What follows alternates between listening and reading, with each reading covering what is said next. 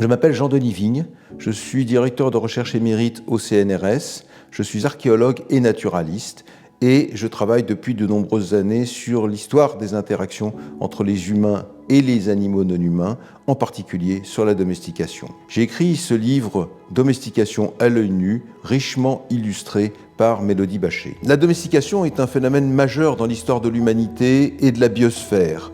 Aujourd'hui, elle impacte considérablement nos préoccupations sociétales avec des phénomènes comme la malbouffe, les élevages industriels qui sont pollueurs, qui sont source de réchauffement climatique, qui sont source de maltraitance animale, avec des questions sur l'alimentation, avec la prolifération des chats qui réduit la biodiversité des oiseaux. Donc il y a un certain nombre d'enjeux de société écologiques, éthiques, sociologiques, économiques derrière cette domestication dont on n'a pas forcément conscience. Donc, si j'ai écrit ce livre, c'est bien sûr pour restituer au grand public les avancées de la science dans le domaine de l'origine de la domestication des animaux, il y a plus de 10 000 ans, même 15 000 ans, mais c'est aussi pour faire entrer dans le débat public nos connaissances d'archéologues, non pas pour dicter des comportements, mais pour que tout un chacun, au niveau individuel et au niveau collectif, soit conscient que nos liens avec les animaux domestiques sont des liens très anciens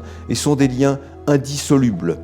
En effet, l'histoire que raconte l'archéologie n'est pas celle qu'on imagine. On imagine beaucoup que l'homme, à un moment donné, quand ça lui convenait, s'est approprié des animaux pour en faire de la viande sur pied, pour faire court. En réalité, ce que l'archéologie nous révèle, c'est pas du tout cette histoire. C'est une histoire d'un rapprochement progressif, lent, entre un groupe animal et un groupe d'humains pour une espèce d'intérêt partagé, et non pas pour une exploitation. Bien sûr, il y a eu des exploitations dans la suite de l'histoire, mais au début, c'est pas comme ça que ça s'est passé. Et tout cela est intéressant parce que ça nous montre que nous avons, depuis des millénaires, un contrat de compagnonnage avec les animaux qui nous impose un certain nombre de comportements respectueux, et ces comportements respectueux, nous les avons déjà, ou nous en avons déjà l'intention avec une amélioration de l'alimentation, avec un meilleur respect de nos animaux domestiques.